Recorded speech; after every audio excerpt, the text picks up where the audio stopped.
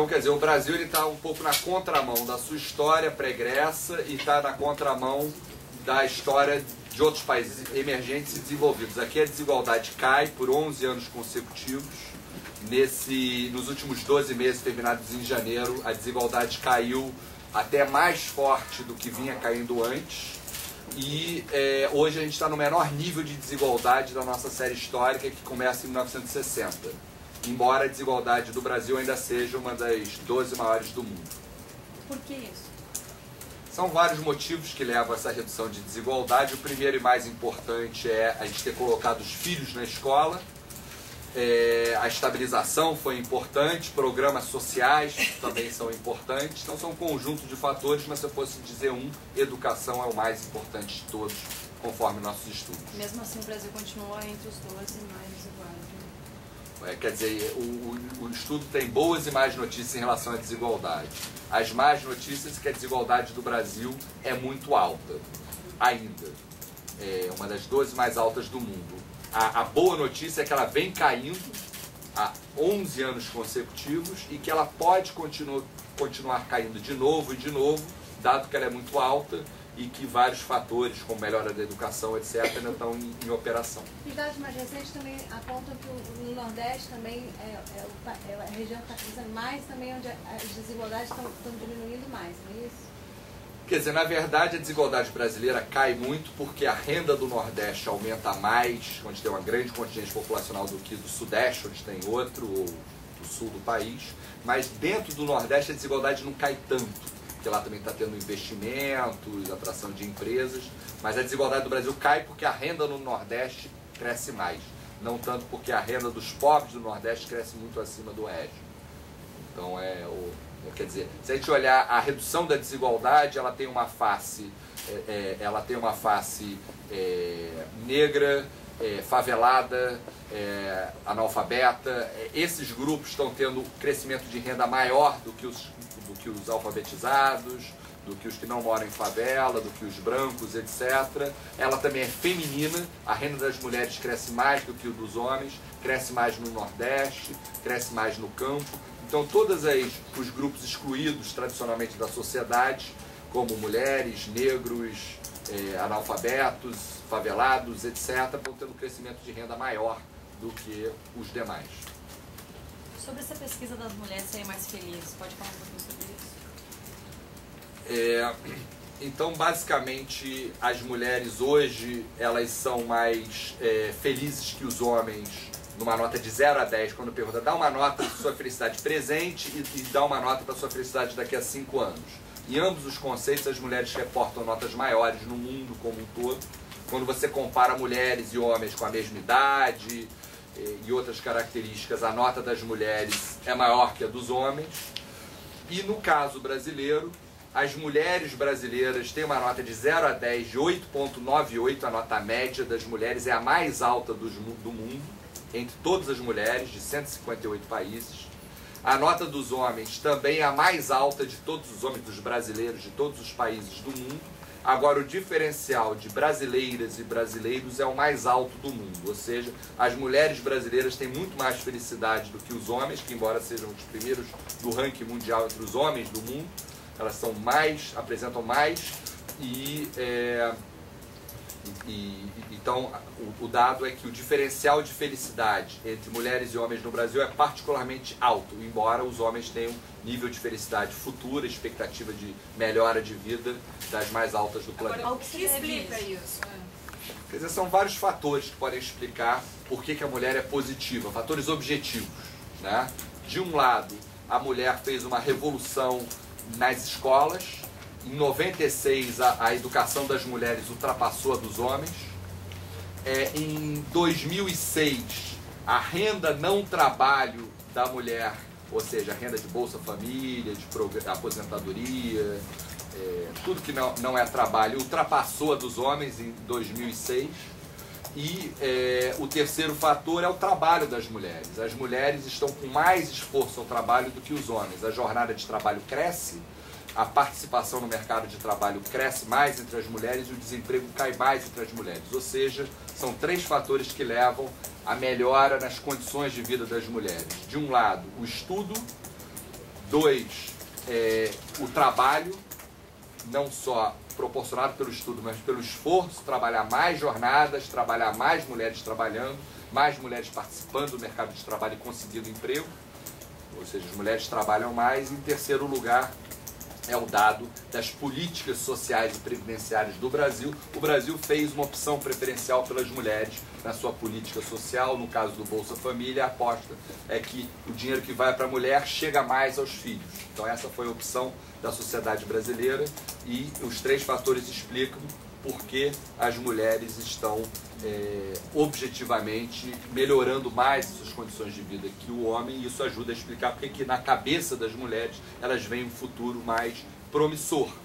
E eu diria que todos esses fatores, o fato da mulher ter feito o dever de casa, ter ido mais à escola, e como é o fator principal. O futuro é dos educados, e as mulheres são mais educadas que os homens, logo o futuro é da mulher. Agora, os homens brasileiros também são bem felizes em relação ao mundo, né? Por quê? As políticas públicas são votadas mais para a mulher. Mas por que os homens estão tão felizes também, os brasileiros? Quer dizer, tem um dado cultural no Brasil. Quando a gente usa o termo Brasil, país do futuro, ou brasileiro, profissão esperança, são fatos que refletem o estado de espírito, que a vida vai melhorar. Isso é um dado do brasileiro. O brasileiro acha que a vida vai melhorar, pode até estar errado. Então é um dado cultural. O brasileiro é um ser otimista por natureza. O que a pesquisa revela também é que o brasileiro, ele dá uma nota melhor para a vida dele do que para o país, que é um certo paradoxo. Como é que todos podem achar que a vida está muito boa e que o país não vai muito bem? Quer dizer, o Brasil, ele é otimista, mas não consegue enxergar o país como um todo. O brasileiro, ele é mais cigarra do que formiga. Ele é positivo e individualista. E isso, acho que os dados da pesquisa, comparado a outros, mostram que isso talvez ajude a explicar porque que o brasileiro poupa pouco, porque que o brasileiro faz pouca reforma e porque que o brasileiro está feliz da vida apesar dos pesares. Uma TV portuguesa, queria que você falasse um pouco de Portugal. Portugal está entre os países menos otimistas em relação à Irlanda. Me fala sobre isso. Quer dizer, na pesquisa a gente faz um ranking de felicidade entre 158 países, felicidade futura, expectativa, né, que a crise afeta muito as perspectivas de todas as gerações mais novas, de todas as nações. E o que a gente observa é o seguinte: o Brasil, que é um país dos BRICS, é o país mais positivo do mundo, por razões culturais também. Outros países como a África do Sul também estão bem situados, dos BRICS. Os países dos países que estão em queda, Irlanda está bem situada, Portugal e Grécia são dos últimos do ranking. Eu diria que tem a ver com a situação econômica desses países, mas também tem um dado cultural. Afinal, a música de Portugal é uma música triste, é o fado, aqui no Brasil é o samba, que reflete um pouco o estado de espírito da população. Os portugueses sabem que os seus filhos aqui brasileiros são otimistas por natureza. Isso não é uma qualidade, é um atributo, é parte da cultura do país. E as portuguesas estão na contramão da tendência mundial de otimismo.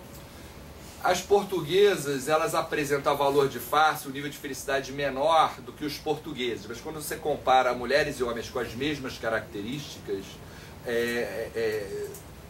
as portuguesas estão melhores que os portugueses, assim, comparando pessoas iguais. E por que é importante medir a felicidade da população? É porque, quer dizer, sejam gestores de políticas públicas, sejam os próprios políticos, sejam pesquisadores, nós temos uma visão muito nossa, né? No caso dos pesquisadores, gestores, etc. Eu acho que é muito importante ouvir a população, que às vezes eu acho, não, sua renda melhorou, a sua educação melhorou, etc. Você tem que estar feliz, só que mudam os hábitos, mudam as aspirações, então nada como saber da felicidade pelas próprias pessoas. Então acho que é muito importante ouvir as pessoas, até porque todos os estudos de políticas públicas mostram que o problema é um problema de demanda. Quer dizer, muitas vezes, vamos dizer, a educação do país, como aqui no Brasil, uma educação de baixa qualidade, só que o brasileiro acha que ela é de alta qualidade, então ele precisa ser educado. Então isso enseja políticas públicas complementares. A gente não defende abandonar medidas objetivas, obviamente, como é que está a educação, a proficiência escolar, etc. Mas a gente defende que se inclua no rol de medidores o que o brasileiro acha da educação e o que o brasileiro, as pessoas acham do seu país, da sua vida. E, afinal de contas, o objetivo, vamos dizer, o objetivo do homem e da mulher é ser feliz, hoje e no futuro.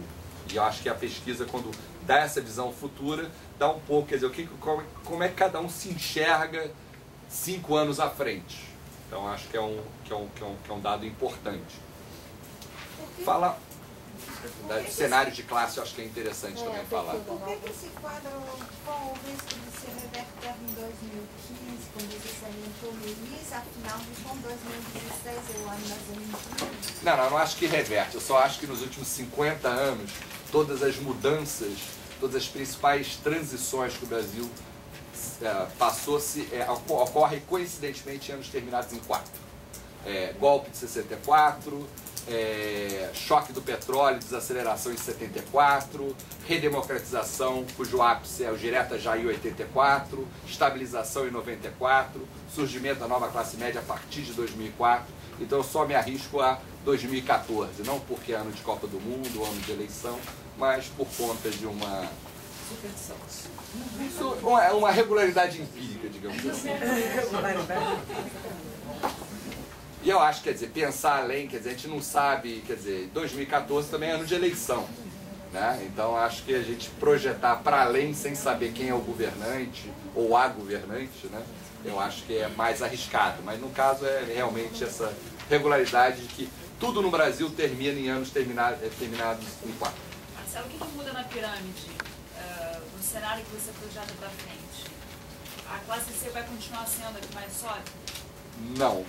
Quer dizer, o que os dados mostram é que existem 3 grandes saltos da classe média brasileira. Uma no milagre econômico, outra no plano real, melhoras sustentáveis, que você aumenta e permanece alto. E depois do fim da eleição de 2003 em diante, talvez seja mais notável pelo fato de já estar permanecendo há 11 anos seguidos, apesar de algumas crises no meio.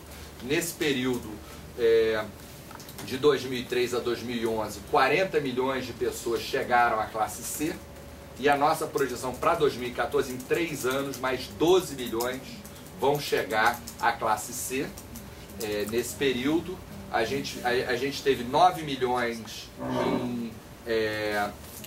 em 8 anos que chegaram à classe AB, e a gente projeta mais 7 milhões chegando à classe AB. Ou seja, a classe que vai crescer mais no futuro vai ser a classe AB, até porque as pessoas já chegaram, muitas delas, em alguns lugares pelo menos, ou em muitos lugares, chegaram à classe C. Então é um novo patamar. A nossa projeção para a classe A vai crescer 29% contra 11% da classe C, nesse mesmo período. Ou seja, vamos falar no futuro de nova classe A, da mesma forma que estivemos falando nos últimos anos de nova classe C ou nova classe média. Aproveitando o ensejo, sexta-feira lançamos o nosso livro, hoje na Bolsa de São Paulo, sexta-feira aqui na Livraria da Travessa do Rio, a nova classe média, e aí vocês podem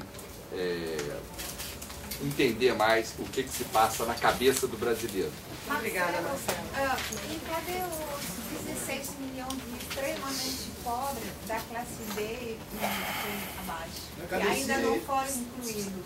Eu acho que a pobreza não termina até 2014, apesar da meta, acho que é uma meta nobre, não vai ser erradicada até 2014, acho que ela cai bastante. A pobreza, segundo a nossa medida, que é mais alta, nas nossas projeções ela vai cair 40%, até lá, não é 100%.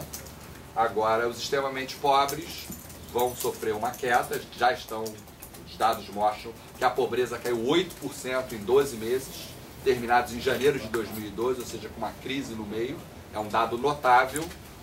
Protestos em Wall Street, protestos contra a desigualdade, com aumento de pobreza, e o Brasil, no meio dessa crise, um país que já viveu tantas crises, vivencia uma queda de pobreza de 8%, porque a nossa maior marca, que é a desigualdade, ela está saindo, está sendo gradativamente diminuída no país. Eu acho que essa é uma conquista da nossa geração, e eu acho que a gente tem, quer dizer, já 11 para 12 anos de redução de desigualdade, é algo que na nossa série de estatísticas a gente nunca observou.